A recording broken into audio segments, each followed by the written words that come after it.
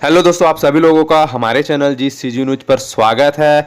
तो यहाँ पर मैं न्यू अपडेट अभी लेके आया हूँ कौशल प्रशिक्षण का कि कौशल प्रशिक्षण कैसे होगा। और कई लोग का यहाँ पर बहुत सारा सवाल था कि अभी तो हम लोग एमएससी कर रहे हैं, कोई बोल रहे हैं हम पढ़ाई कर रहे हैं, कई लोग बोल रहे हैं भर्ती की तैयारी कर रहे हैं। तो आपके सामने बहुत सारे सवाल हैं और इसके जो जवाब है ना, मैं लास्ट वीडियो के एंड पर दूंगा आपको। तो अभी कौशल प्रशिक्षण में ये सारी जानकारी, इसके ऊपर भी मैंने सवाल किया तो क्या होगा इसके बारे में भी जानकारी मैं आपको बताऊंगा कि जैसे आप लोग नहीं कर पाते हो, अगर कौशल प्रशिक्षण पर नहीं जाते तो आपके साथ क्या होगा और क्या आपको भत्ता मिलेगा या नहीं मिलेगा, ये सारी जानकारी इस वीडियो पर दूंगा। तो बने रहना, वीडियो को स्किप मत करना दोस्तों। तो चलिए आगे एक छोटा सा क्लिप देखते हैं वीडियो, उस पर क्या हुआ आप लोग जरूर देखना। मुख्यमंत्री जी एक बहन है उससे संवाद कर रहे हैं, तो उसको पहले देख लेते हैं, उसके बाद मैं आगे इस कौशल प्रशिक्षण के बारे में आपसे बात करूंगा। तो देखते हैं वीडियो दोस्तों। बताइए अपना अनुभव कैसा इससे पहले क्या करेंगे ये बताइए। जी सर, जो ये सबसे पहले तो मैं आपको धन्यवाद करना चाहूंगी सर। हम सभी नवयुवकों के ओर से आपको तहे दिल से धन्यवाद करती हूँ। और इस बेरोजगारी भत्ता के माध्यम से मैं अपने सपनों को साकार करूंगी। इस पैसे का उपयोग करके मैं किताबें लूंगी, कंपटीशन एग्जाम की तैयारी करूंगी। और मैं आपको विश्वास दिलाती हूँ सर कि इस बेरोजगारी भत्ता के माध्यम से मैं कलेक्टर, डिप्टी कलेक्टर जैसे पदों पर चयनित होकर के अपने जिले तथा इस योजना का नाम पूरे भारतवर्ष में रोशन करूंगी। क्या बात है, जोरदार ताली भाई। और ये योजना एक यूनिक योजना है जो हम सभी के लिए बहुत लाभदायी है। इसके लिए आपको तहे दिल से धन्यवाद करती हूँ सर। जय हिंद, जय भारत। दोस्तों, आप सब ने पूरा वीडियो देखा ही होगा कि वहां पर जो माननीय मुख्यमंत्री जी हैं उनसे एक बहन ने कुछ सवाल पूछे, कुछ सवाल जवाब हुआ वहां पर। तो यहाँ पर मुख्यमंत्री जी ने कहा कि इस पैसे का क्या करेंगे आप ये बताइए। तो इस पैसे का उपयोग करके मैं किताबें लूँगी, पहली बात तो उन्होंने ये कहा। दूसरी बात ये कि कंपटीशन एग्ज़ाम की तैयारी करूंगी और आपको विश्वास दिलाती हूँ सर कि मैं बेरोजगारी भत्ता के माध्यम से कलेक्टर, डिप्टी कलेक्टर जैसे पदों पर चयनित होकर अपने ज़िले का नाम रोशन करूंगी और पूरे भारतवर्ष में इस योजना का नाम रोशन करूंगी। तो आप मुझे बताइए यहाँ पर जितने भी दोस्त हैं, जितने भी सब्सक्राइबर हैं, और अगर आप वीडियो पर नए हो तो सब्सक्राइब जरूर करना दोस्तों और सपोर्ट करना हमारे चैनल को। तो यहाँ पर इन्होंने ये सारी जानकारी यहाँ पर बोली, तो आप लोग मेरे को बताइए। तो आप कौशल प्रशिक्षण केंद्र पर जाओगे, 9 से 5 बजे तक ट्रेनिंग होगा। तो आप कैसे यूपीएससी की तैयारी करोगे, सीजीपीएससी की तैयारी करोगे, भर्ती की तैयारी करोगे। तो आप लोग मेरे को बताओ भाई, 9 से 5 आप लोग जाओगे ट्रेनिंग में, तो कैसे तैयारी करोगे। यहाँ पर सबसे बड़ा सवाल ये आता है। और यहाँ पर तो मुख्यमंत्री जी ने संवाद कर लिया, और आगे की बात क्या होगी आप मेरे को बताओ। यहाँ पर 9 से 5 आपका ट्रेनिंग है। वहाँ पर सर से सवाल भी हुआ कि जो पढ़ाई कर रहे हैं वो कैसे करेंगे। तो सर ने बोला कि ठीक है, यहाँ पर हम लोग मीटिंग रखेंगे कलेक्टर साहब के पास, तो इसके आगे जो होगा उसके बाद हम लोग सूचित करेंगे। हो सकता है आपके टाइम में कुछ चेंज कर दिया जाए। तो टाइम में मतलब कुल मिलाकर आपको जाना ही पड़ेगा कौशल प्रशिक्षण में, आप मना नहीं कर सकते। इसमें कंडीशन है कि आपको जाना ही है। तो दोस्तों, आप सभी लोगों को ना मैं एक बार ना ये जो नोटिस, जो गाइडलाइन जारी हुआ था, उसको एक बार पढ़ के बता देता हूँ उसमें लिखा क्या है। तो आप लोग ना जरूर देखिएगा, वीडियो को स्किप मत करिएगा। तो मैं पढ़ रहा हूँ। यदि आवेदक को स्वरोजगार या शासकीय अथवा निजी क्षेत्र में किसी नौकरी का ऑफर दिया जाता है परंतु आवेदक ऑफर स्वीकार नहीं करता, तो ऐसे आवेदकों का बेरोजगारी भत्ता अपात्र कर दिया जाएगा। अपात्र मतलब बंद कर दिया जाएगा आपका बेरोजगारी भत्ता। तो आप मुझे बताइए, जितने भी दोस्त हो, सब्सक्राइबर हो, जितने भी लोग हो, जो नए हो तो सब्सक्राइब कर लेना, सपोर्ट जरूर करना इस वीडियो को दोस्तों। तो मैं अगर गलत होऊंगा तो आप मेरे को अनलाइक कर दो, अनसब्सक्राइब कर दो यार, जो अगर गलत बोल रहा हूँ तो। लेकिन मैं युवाओं के पक्ष में ही बोल रहा हूँ यहाँ पर। तो यहाँ पर जैसे सरकार ने कहा कि ट्रेनिंग देंगे, ट्रेनिंग के बाद रोजगार देंगे। नोटिस बोर्ड भी आपको मैं पढ़ के बता दिया। तो आप लोग बताइए कि आप लोग भर्ती की तैयारी करोगे या 9 से 5 ट्रेनिंग में जाओगे। आप लोग बताओ कमेंट करके दोस्तों। 9 से 5 आपका ट्रेनिंग होगा कि आप भर्ती का तैयारी करोगे कि ट्रेनिंग में जाओगे। और उस नोटिस बोर्ड में साफ लिखा है कि आपको ट्रेनिंग में जाना ही होगा। और यहाँ पर जैसे कई लोगों ने कहा कि मैं एमएससी पढ़ रहा हूँ, बीएससी कर रहा हूँ, फर्स्ट ईयर में हूँ, तो सर से ये सवाल हुआ वहाँ पर। तो सभी लोगों ने बात किया, तो वहाँ पर बोले सर कि ठीक है, हम लोग बैठक रखेंगे कलेक्टर साहब के पास, तो वहाँ पर इस मुद्दे को रखा जाएगा। जो भी गाइडलाइन ऊपर से आएगा तो वैसे हम लोग करेंगे। तो इसमें तो जो गाइडलाइन है पहले से उसमें कौशल प्रशिक्षण है और कौशल प्रशिक्षण के बाद आप लोग को रोजगार प्रोवाइड कराया जाएगा। राज्य के बाहर भी हो सकता है आप लोग का काम, जो भी रोजगार होगा, और राज्य के अंदर में भी हो सकता है, जिस जिस ट्रेड में आप लोग ने भरा होगा फॉर्म उसके हिसाब से। तो जैसे ही आप लोग को रोजगार दिलाया जाएगा उसके बाद आप लोग का बेरोजगारी भत्ता बंद हो जाएगा। तो आप लोग बताओ दोस्तों, जो CGPSC की तैयारी कर रहे हैं, जो भर्तियों की तैयारी कर रहे हैं, उन लोग कैसे ट्रेनिंग करेंगे। और यहाँ पास कई लोगों ने, जैसे मुख्यमंत्री जी ने इस बहन से संवाद भी किया, तो उस बहन ने कहा कि इस पैसे से मैं बुक खरीदूंगी, CGPSC की तैयारी करूंगी और डिप्टी कलेक्टर बनूंगी। तो आप लोग ट्रेनिंग में जाओगे कि तैयारी करोगे, कैसे होगा ये सब, मेरे को तो कुछ समझ नहीं आ रहा है। तो आप लोग बताओ कमेंट करके दोस्तों। और नोटिस बोर्ड तो मैं आपको पढ़ के बता ही दिया। तो सरकार यहाँ पास 2-4 महीना भत्ता यहाँ पास मिलेगा, जैसे ट्रेनिंग करोगे उसके बाद ये भत्ता बंद हो जाएगा, जैसे ही रोजगार आपको मिलेगा। अच्छा दोस्तों, यहाँ पास एक और बात था, जैसे कई लोग दूर में रहते हैं और बहुत दूर दूर में रहते हैं, तो उन लोग का ट्रेनिंग कैसे होगा। तो वहाँ भी सवाल उठाया गया। तो उन लोग को एक तो बालक छात्रावास है, दूसरा बालिका छात्रावास है। वहाँ रहने खाने पीने की सारी व्यवस्थाएं होंगी। सर ने वहाँ पास मेंशन कर दिया, सब डिटेल बता दिया। कोई भी प्रॉब्लम होगा खाने पीने का आप लोग यहाँ पास बोल सकते हो। तो आप लोग बताना कि आपके एरिया क्षेत्र में कैसे ट्रेनिंग होगा, खाने पीने का क्या व्यवस्था है, सारी जानकारी ना मेरे को कमेंट के माध्यम से ज़रूर बताना। तो यहाँ पास हो क्या रहा है युवाओं के साथ, मेरे को तो कुछ समझ नहीं आ रहा है। जैसे जो भर्ती जो करेंगे, जैसे जो तैयारी कर रहे हैं उन लोग के साथ, और जो खाली हैं वो तो ट्रेनिंग में जा सकते हैं, और जो तैयारी कर रहे हैं वो कैसे करेंगे, ये सबसे बड़ा सवाल है यहाँ पास। तो आप लोग ज़रूर कमेंट में बताइएगा।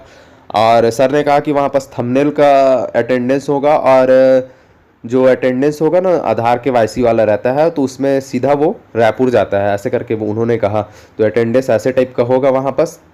और दूसरा कि पूरे CCTV कैमरा से लैस है अंदर, पूरा जहाँ आप ट्रेनिंग करोगे उसका पूरा बायोडाटा जाते रहेगा, ऐसे भी कहा सर। वहाँ पास अटेंडेंस होगा ना, वो आपके अंगूठे से होगा, तो आप लोग वहाँ से भाग नहीं सकते। कई लोगों का ये इसमें सोच हो रहा होगा कि हम लोग अटेंडेंस यहाँ पास लगाएंगे और घर चले जाएंगे। कई लोग सोच भी रहे होंगे, मैं किसी को ऐसे बोल नहीं रहा हूँ, लेकिन सोच रहे होंगे। तो ये ऐसा नहीं कर सकते। वहाँ पास ना कैमरा लगा है, पूरा CCTV कैमरा से लैस है। आप लोग वहाँ पास थंबनेल डालोगे अंगूठे से, और उसमें टाइम मेंशन होगा, कैमरे में भी आप लोग रिकॉर्ड रहोगे। और दूसरी वहाँ पास पूरा जो मॉनिटरिंग रहेगा वो पूरा रायपुर से रहता है, पूरा कैमरे से उन लोग देखते हैं कितने टाइम ये लोग बैठे हैं, ट्रेनिंग क्या हो रहा है, कैसे हो रहा है, सारी जानकारी रायपुर तक, पूरा कंट्रोल रूम तक रहेगा। तो ऐसे करके सर ने वहाँ पास कहा। और दूसरी बात, अगर आप लोग जैसे कई लोग तो काम उम कर रहे होंगे, तो वो कहाँ जा पाएंगे, ट्रेनिंग में तो नहीं जा सकते। तो आप लोग बताओ कमेंट करके दोस्तों, हो क्या रहा है, मेरे को तो कुछ समझ नहीं आ रहा है। देख रहे हो दोस्तों, इतने जितने लोगों ने आवेदन किया था, थोड़े लोग बैठे थे, लेकिन धीरे धीरे करके बहुत लोग वहाँ पास आए। फिर हॉल में मीटिंग हुआ था, जो भी मीटिंग हुआ वहाँ पास, तो कौशल प्रशिक्षण में तो जाना ही पड़ेगा, ये साफ क्लियर बात है। तो आप लोग बताओ, रोजगार सरकार को कहाँ देना चाहिए, कहाँ नहीं देना चाहिए, कमेंट में ज़रूर बताना। और आप लोग बताना कि आपके एरिया क्षेत्र में इतने सारे कोल माइंस हैं, प्लांट हैं, उद्योग हैं, वहाँ पास स्थानीय युवाओं को रोजगार मिलता है कि नहीं मिलता, ये सारी जानकारी मेरे को ना कमेंट में ज़रूर बताना। तो सरकार को इस पर प्रयास करना चाहिए कि नहीं करना चाहिए, ये भी मेरे को बताओ दोस्तों। कि जो स्थानीय युवा हैं, आए दिन आंदोलन होते रहता है, लेकिन स्थानीय युवाओं को मौका नहीं मिलता।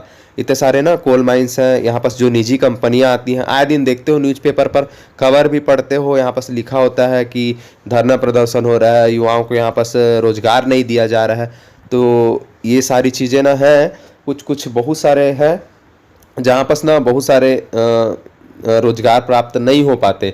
तो खदान में भी देखना आप लोग, जैसे कोल माइन जो एरिया, जो क्षेत्र से आते हैं, बिलोंग करते हैं अपने गांव एरिया से, इतने सारे उद्योग होने के बावजूद भी स्थानीय युवाओं को रोजगार क्यों प्राप्त नहीं होता। तो ये सबसे बड़ा सवाल है दोस्तों। तो आप लोग शिक्षित हो, शिक्षित युवा हो, तो आप लोग कमेंट के माध्यम से ज़रूर बताइएगा। और बेरोजगारी भत्ता का रही बात, तो मेरे को तो लगता है इसमें कि आप लोग को जैसे ही 2-4 महीने ट्रेनिंग होगा, 2-4 महीने तक आप लोग को पैसा मिलेगा, उसके बाद बेरोजगारी भत्ता बंद कहीं भी। और सर ने वहाँ पर साफ कहा है कि शुरू में जो पेमेंट हम लोग दिलाएंगे 8 से 10 हज़ार रुपये का पेमेंट रहेगा, उससे ज़्यादा नहीं होगा पेमेंट। साफ बोला है सर ने, इंस्ट्रक्शन दिया वहाँ पर कि देखो यार, कहीं भी आप लोग को जॉब दिलाया जाएगा तो शुरू में तो आपका काम देखा जाएगा, उसके बाद ही आपको रोजगार दिया जाएगा। मतलब कि आपको शुरू में कम पेमेंट मिलेगा, उसके बाद आपका काम अच्छा रहेगा तो बढ़ते जाएगा पेमेंट, ऐसे करके साफ सर ने वहाँ पर कहा है मीटिंग में। तो आप लोग बताओ कि आपको जैसे रोजगार मिलेगा तो उस रोजगार में PF का सुविधा होना चाहिए कि नहीं, PF फंड का, तो आप लोग बताओ। तो ये सारी सुविधाएं, और जैसे निजी कंपनियां हैं, सरकार को प्रयास करना चाहिए जो निजी कंपनियां, कोल माइंस है जहाँ पर, तो ये कोल माइंस का आपको मैं यहाँ पर न्यूज़पेपर दिखा रहा हूँ, जैसे जो खदान रहते हैं कोल माइंस का और जो प्लांट रहते हैं, तो यहाँ पर देख रहे हो आप पेपर में मैं एक छोटा सा क्लिप आपको दिखा रहा हूँ। इसमें ना आंदोलन होते ही रहता है, आए दिन आंदोलन होता है। क्यों होता है कि स्थानीय युवाओं को रोजगार नहीं मिलता। जैसे इतने सारे कंपनी आते हैं बाहर से, और बाहर से जो कंपनी वाले होते हैं वो बाहर से ना अपने मजदूर लेकर आ जाते हैं और यहाँ के युवाओं को रोजगार नहीं मिलता। आप यहाँ निजी कंपनी में, जो निजी क्षेत्र में जैसे आप कंपनी लाते हो, तो यहाँ प्रावधान लाना चाहिए गवर्नमेंट को कि यहाँ के युवाओं को, स्थानीय युवाओं को जॉब का रिक्वायरमेंट दिया जाना चाहिए। अब मैं गलत बोल रहा हूँ तो आप लोग बताओ मेरे को कमेंट करके, तो होना चाहिए कि नहीं, आप लोग बताओ। यहाँ पास खदान बंद का आंदोलन होता है, यहाँ पास देखो 5,500 युवाओं ने कराया इस श्रेणी में पंजीयन, काम सिर्फ 500 को मिला। इस श्रेणी पंजीयन था ना, तो ये मेरे पुराने सब्सक्राइबर को पता है मैं कि इस वीडियो को मैं क्यों लाया था और क्यों बनाया था, तो मैं आपको ना इसीलिए बताने के लिए बता रहा हूँ। तो सरकार चाहेगी तो इतने सारे उद्योग हैं, प्लांट है छत्तीसगढ़ के अंदर में, तो यहाँ भी ना कोशिश करेगी सरकार, तो हो सकता है दोस्तों, क्यों नहीं मिलेगा रोजगार। तो रोजगार तो सरकार को प्रयास इन्हीं पर करना चाहिए, लेकिन होता नहीं है यार, कुछ नहीं होता। देखो इतने सारे युवा हैं, गांव के ग्रामीण क्षेत्र के भाई बहन हैं जो आए दिन धरना करते हैं, प्रदर्शन करते हैं, लेकिन होता कुछ नहीं है। सारी कार्रवाई कागजों पर सीमित रह जाती है, कुछ नहीं होता दोस्तों। तो हमारे एरिया पे भी इतने सारे कोल माइंस है, खदान है, यहाँ पर भी आए दिन आंदोलन होता है, लेकिन जो निजी कंपनियां वो अपनी मनमानी करती हैं, बाहर से मजदूर लाती है, बाहर से कामगार करने के लिए, यहाँ पर काम कराने के लिए, और स्थानीय जो युवा हैं उनको इस भी रोजगार प्राप्त नहीं हो पाता। तो ये बहुत बड़ी वजह है। तो सरकार को इस पर ध्यान देना चाहिए कि नहीं, आप लोग मेरे को ज़रूर बताइएगा कमेंट कर।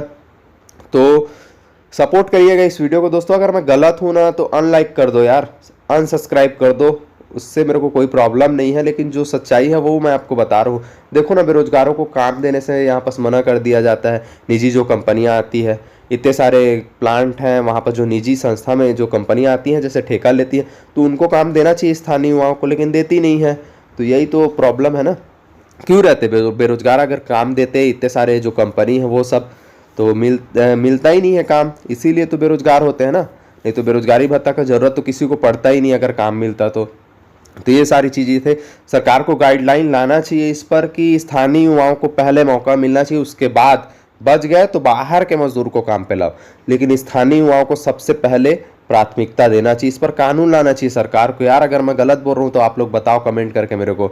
तो यही सब था दोस्तों, जो मीटिंग में हुआ मैंने बता दिया, तो आप लोग बताना मेरे को कमेंट करके, और फिर उसके बाद आगे क्या होता है कौशल प्रशिक्षण केंद्र पर, तो मैं आपको बताऊंगा क्या होगा, कैसे होगा, उस पर वीडियो लाऊंगा ज़रूर। तो मिलते हैं नेक्स्ट वीडियो पर। धन्यवाद दोस्तों, इसी तरह प्यार बनाए रखना हमारे वीडियो पर। और जो कौशल प्रशिक्षण का वीडियो था यार, वो मेरे से ना कुछ कारणवश से वो डिलीट हो गया है, तो आप लोग इस वीडियो को सपोर्ट करना। तो धन्यवाद दोस्तों, जय जोहार, जय छत्तीसगढ़।